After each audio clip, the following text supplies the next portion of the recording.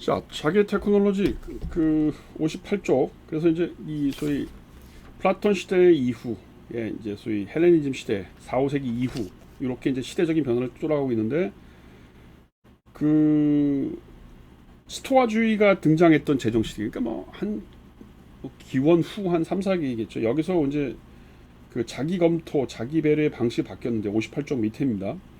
대화가 소멸되기 시작했다는 거예요. 그래서 침묵 본위의 생활 양식이 점점 중요하게 됐다는 겁니다. 아, 이게 벌써 이제 기독교 시대로 들어온 거죠. 4, 5세기 이후라는 게.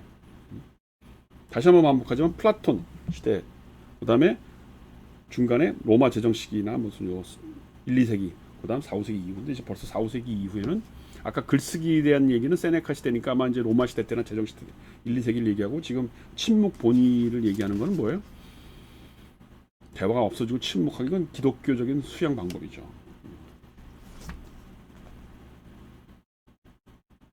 그 다음에 이제 무슨 그 자기 자신을 판단하는 것이 어떤 행정적인 모델이란 말을 써요. 재판의 모델이고 행정적인 모델이라는 게 뭐냐면, 아, 내가 몇 시에 일어나고 무슨 뭐 행정이라는 게 뭐야? 제대로 뭔가 이렇게 재고품이 잘 쌓여 있고 내가 시간 관리를 잘 하고 뭐 이런 거 아닙니까? 그러니까 과거에는 그렇게 시간 관리나 무슨 그런 그 사물의 배열 이런 걸 관심을 안 줬는데 그런 게 굉장히 중요한 그 자기 배려의 전략이 됐다는 겁니다.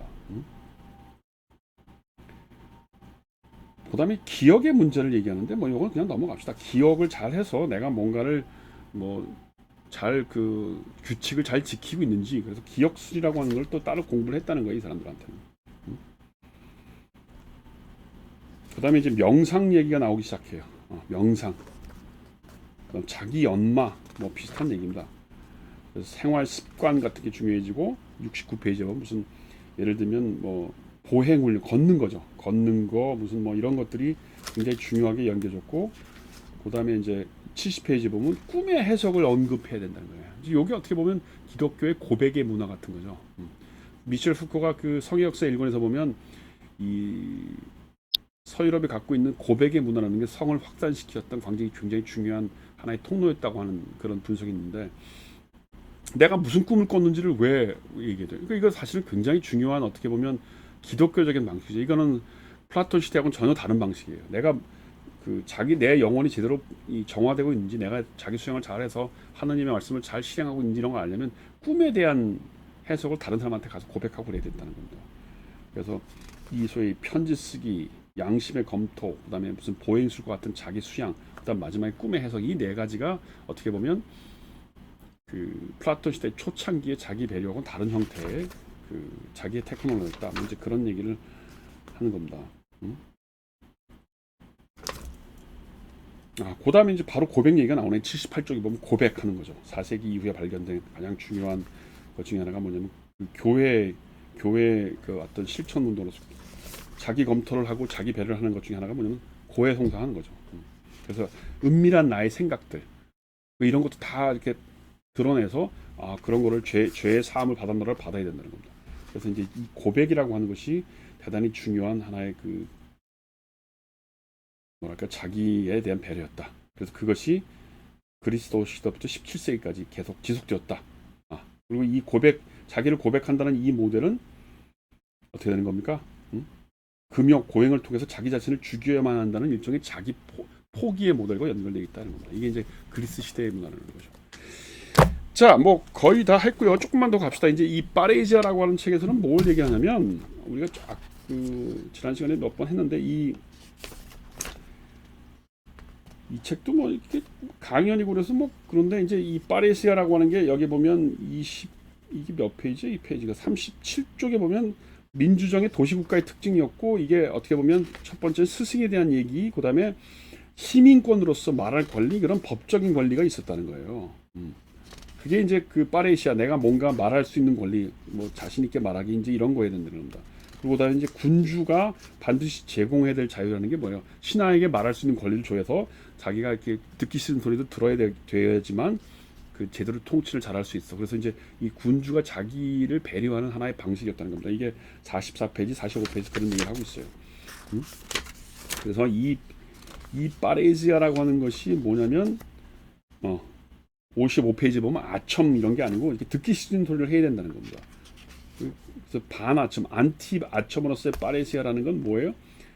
소위 내가 다른 사람들 속에서 내가 어떤 위치에 있고 어떤 평가를 받는지를 알을 수 있는 방식. 이게 파레시아라는 겁니다. 그러니까 나와 스승이 나한테 얘기해 주는 게 막 듣기 좋은 소리만 하고 막 칭찬만 하는 게 아니고 넌 이런 게 잘못됐으라고 막 얘기도 하고, 그다음에 신하가 군주한테 뭐 당신 그렇게 정치하면 안 돼 이런 얘기를 막 쓴소리도 하고, 그래서 내가 뭔가 이게 정치를 잘 하고 있는지 아니면 다른 사람과의 관계를 잘 맺고 있는지 이런 걸 알려주는 것, 그것이 진실을 말하는 용기, 파레이자고, 그것이 진정한 의미에서의 자유였다는 겁니다.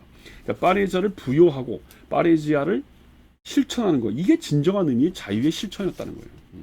그래서 이게 소위 일종의 이 대화 속에서 실현되는 거라는 걸 얘기하는 겁니다. 그러니까 자기의 배려라고 하는 것이 뭐 초창기에는 뭐 여러 가지 이제 벌써 뉘앙스가, 자기의 배려 그러면 뭔가 뭐 영혼을 관리하고 뭐 어쩌고 저쩌고 뭐또 저기 뭐 세네카 정도에 오면 편지 쓰기 하고, 그다음에 뭐 의학적인 것과 관련돼 있고, 그다음 그리스 시대에 오면 뭐 걸음걸이나 보행이나 기도하기 뭐 이런 거 관련돼 있다고 생각하지만, 이 푸코가 이 파레지아를 왜 이렇게 강조하냐면 말하는 걸 통해서 연결돼 있다는 거예요. 자기의 삶을 배려하는 것이 말하는 것과 관련돼 있다는 것을 강조하는 겁니다. 그래서 이제 제가 마지막으로 이 책을 뭐 미안합니다. 이게 자꾸 할 수 없이 이제 자꾸 가는 건데, 이 푸코가 썼던 책보다는 이게 쉬워서 얘기를 하는 건데, 이 1983년에 이 자기 수행이라고 하는 거는 이제 미국에서 버클리 대학에서 행한 강화인데, 이 여기 보면 이제 비슷한 얘기를 해요. 자기의 배려 얘기를 하고 얘기를 하면서 좀 뭐라고 얘기를 하냐면, 이게 하나의 합리성의 유형이었다는 말을 해요. 이제 이게 이제 어떻게 보면 가장 그 뒤에 앞에 나오는 것보다 가장 뒤에 그 푸커가 자기 수양, 자기 배려, 자기의 테크놀로지 이런 거를 이 철학적인 의미 부여를 하는 마지막 그 강연이고 이제 인터뷰인데, 사람들이 뭐라고 되어 있냐면 여기 보면 이 102페이지 이런 편이 있습니다. 내가 분석하려고 하는 것은 사람들이 자신들의 품행에 부여하는 의미, 사람들이 자신들의 품행을 일반적인 전략들 내에 통합하는 방식, 사람들이 그들의 다양한 실천, 제도, 모델, 품행들 내에서 인정하는 합리성의 유형입니다. 이런 표현을 써요. 그러니까 합리성의 유형이라는 말은 뭐냐면 여러 형태의 자기 배려와 통치 수립이 있을 수 있었다는 겁니다. 그래서 이 자기 배려라고 하는 것도 하나의 이런 여러 가지 합리성의 한 형태였다는 거죠. 그래서 이제 그 뭐 여기 이제 그 시대적인 구분을 우리가 앞에서 본 것 같이 쭉 얘기를 해요. 그래서 뭐 소크라테스 시대, 플라톤 시대, 그다음에 그리스 시대의 그 금욕주의 뭐 이런 얘기를 쭉 하고 있으니까, 이 얘기는 뭐 앞에 얘기하고 비슷한 얘기입니다. 알키비디아스 얘기 또 나오고. 근데 이제 이 관계에서 중요한 게 뭐냐면 뭐 거의 비슷한데, 이제 이 책에서 뭐가 중요하냐면 칸트와 연결시키고 있다는 거예요. 칸트와.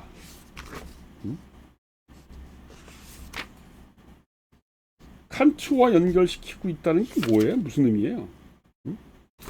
앞에 부분에 이 지금 자기 수영이라고 하는 이 논의의 앞에서 칸트 얘기를 하면서, 칸트가 얘기했던 소위 그 계몽이란 무엇인가라고 하는 그 논문을 푸코가 이제 굉장히 강하게 그 요측에서 비판이란 무엇인가 해서 그 소위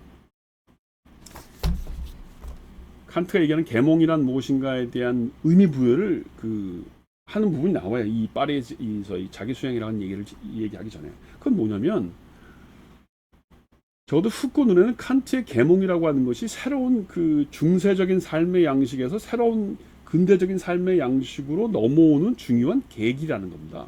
그게 진정한 의미에서 계몽이라는 거예요. 그래서 이제 제가 뭐 그 칸트 강의를 한 일도 있으니까 여러분들이 한번 제 강의를 찾아볼 수도 있을 텐데, 적어도 푸코가 보기에 칸트 계몽의 근본적인 의미는 새로운 형태의 행동을 할 수 있는 용기에 있다는 거죠. 그래서 우리가 새로운 형태의 용기 있는 행동을 함으로써 새로운 그 삶을 그 개척해 나갈 수 있는 것처럼, 그다음에 그 칸트의 계몽뿐만 아니라 이제 보들레르의 글쓰기를 굉장히 강조해요. 그건 다른 논문인데, 보들레르처럼 자기 시대를 살아가는 어떤 전형적인 글쓰기나 전형적인 주제가 아니고 전혀 새로운 형태의 글쓰기, 그다음 주제, 이런 거를 통해서 우리가 새로운 삶의 방식을 찾아낼 수 있다고 보는 거예요. 그래서 이 파레지아에 대한 소위 이제 그 강조, 그러니까 말하기에 대한 강조라는 건 어떻게 보면은 보들레르의 글쓰기나 보들레르의 어떤 뭐 새로운 어떤 주제 의식과 관련될 수 있는 것이고, 그다음에 자기의 배려라고 하는 것이 이렇게 변해가고 있고 새로운 합리성의 한 형태라고 하는 것은 칸트의 계몽이라고 하는 개념에서 용기 있는 행동과 연결시켜서 우리가 새로운 형태의 자유, 새로운 형태의 자유 배려가 무엇인지를 찾아낼 수 있는 방식이 있다는 거죠. 그래서 그걸 찾아내려고 하는 것이 바로 자기 배려다. 그것이 그러면 20세기에는 21세기에는 뭐겠냐? 그건 이제 우리가 해야 될 몫이라는 거죠. 이 정도 하겠습니다.